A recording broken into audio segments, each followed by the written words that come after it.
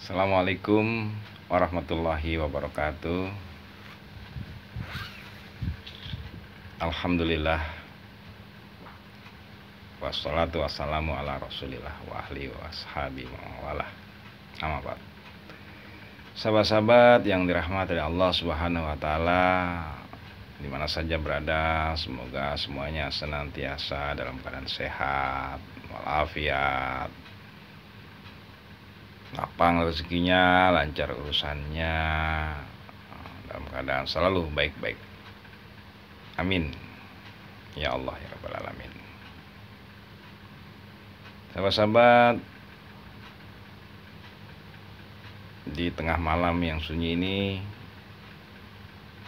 yang tenang, saya ingin berbagi. Mudah-mudahan dalam suasana seperti ini kita mendapatkan sebuah pencerahan, mendapatkan inspirasi yang baik.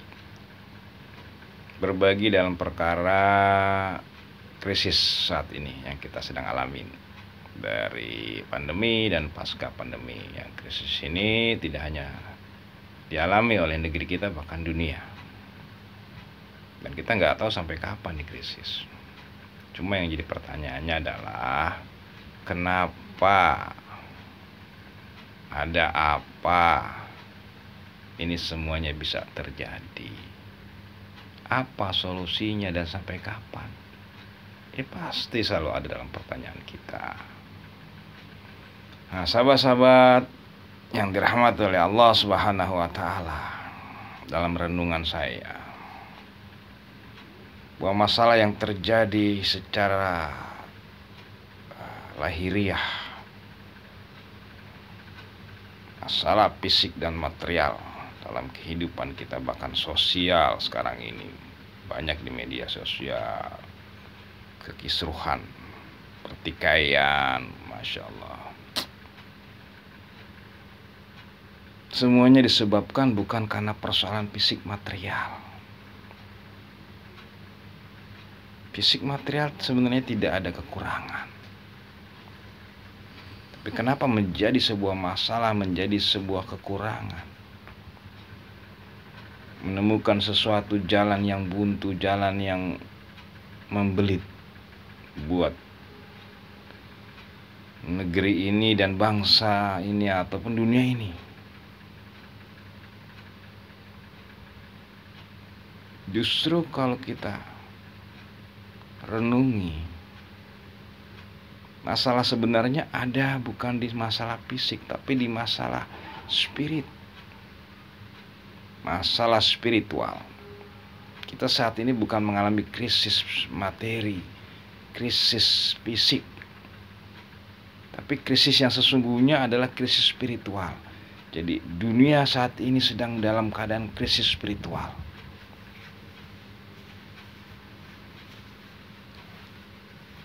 Jadi spiritualnya manusia, baik dari sebuah bangsa bahkan dunia, sedang krisis saat ini. Dan ini sangat-sangat memprihatinkan. Ini sangat-sangat merisaukan. Sebab hal ini sulit mencarikan solusinya, karena disebabkan sangat sedikit sekali pakarnya, ahlinya. Karena selama ini kita selalu berfokus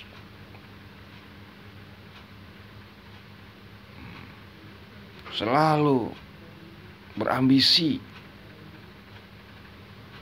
kepada hal yang bersifat fisik material, dan akhirnya kita lupa pada hal yang bersifat spiritual.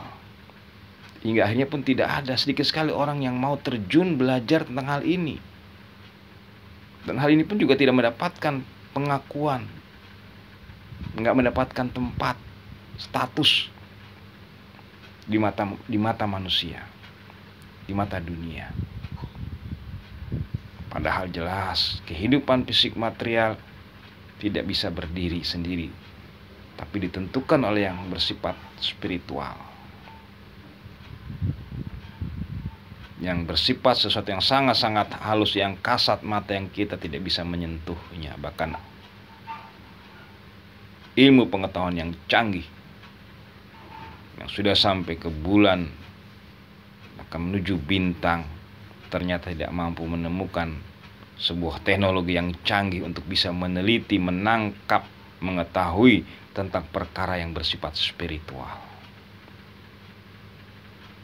Ironis, dan ternyata inilah yang diuji oleh Yang Maha Kuasa, Sang Pencipta alam semesta, Tuhan yang Maha Esa, Allah Subhanahu wa Ta'ala. Inilah yang dicabut, yang dikurangi, yang akhirnya fisik material kita mengalami kegoncangan. Sahabat-sahabat yang baik di mana saja berada, inilah PR kita saat ini. Kita harus menemukan ahli-ahli spiritual, kita harus menemukan rumus-rumus spiritual, kita harus menemukan ilmu-ilmu rahasia spiritual, karena inilah yang akan bisa menjadi solusi dari krisis dunia saat ini, yang itu juga menjadi krisis negeri kita, yang akhirnya juga menjadi dampak menjadi krisis pribadi kita, krisis ekonomi kita, krisis sosial kita, krisis dalam kehidupan beragama kita. Karena begitu banyak tokoh-tokoh agama, begitu banyak umat yang melaksanakan syariat-syariat agama, tetapi tetap situasi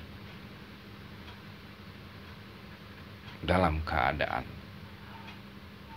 kekurangan, situasi dalam keadaan krisis, dalam keadaan kekisruhan dan kekacauan.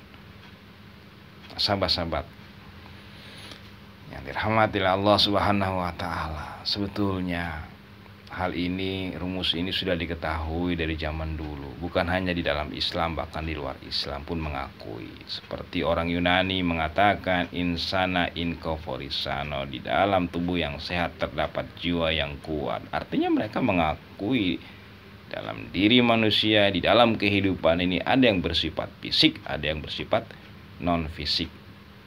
Dikenal dengan istilah spiritual.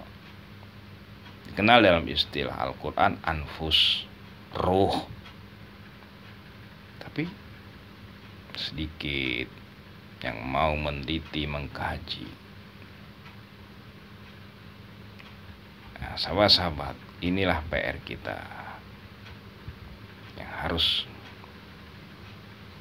kita temukan solusi dan jawabannya.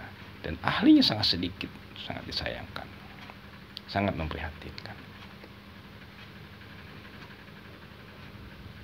Nah, kalau persoalan spirit ini bisa kita temukan, insya Allah perlahan-lahan situasi krisis pribadi, masyarakat, negara, dan dunia ini akan dapat teratasi, akan dapat perbaikan.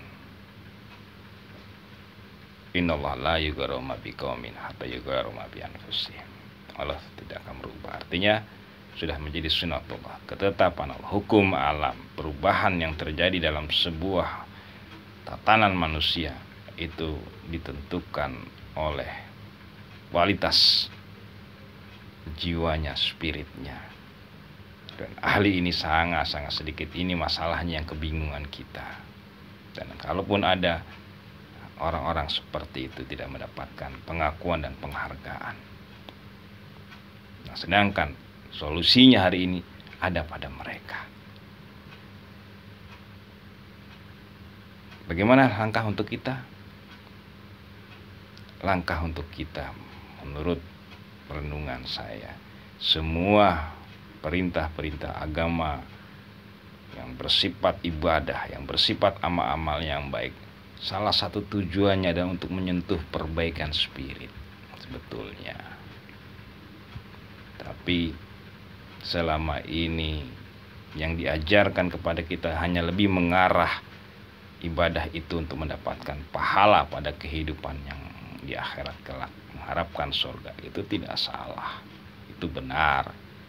Tetapi tujuan yang terdekat, yang efektif sebenarnya, Allah memerintahkan kita ibadah, berbuat baik itu untuk memperbaiki spiritual kita.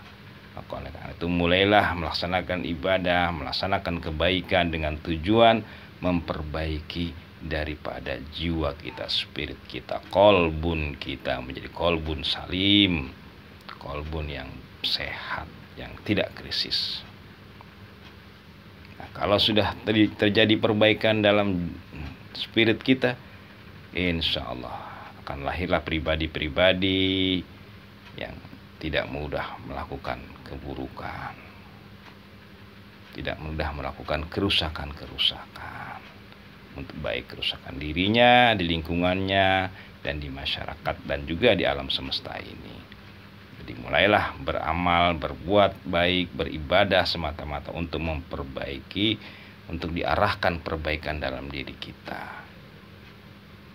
Mudah-mudahan ini bermanfaat, dan insya Allah pada kesempatan yang datang kita akan sambung lagi. Jika salah, itu dari pribadi saya. Kebenaran milik Allah Subhanahu wa Ta'ala. Qul amin antum bi khairin. Terima kasih. Walhamdulillahirabbil alamin.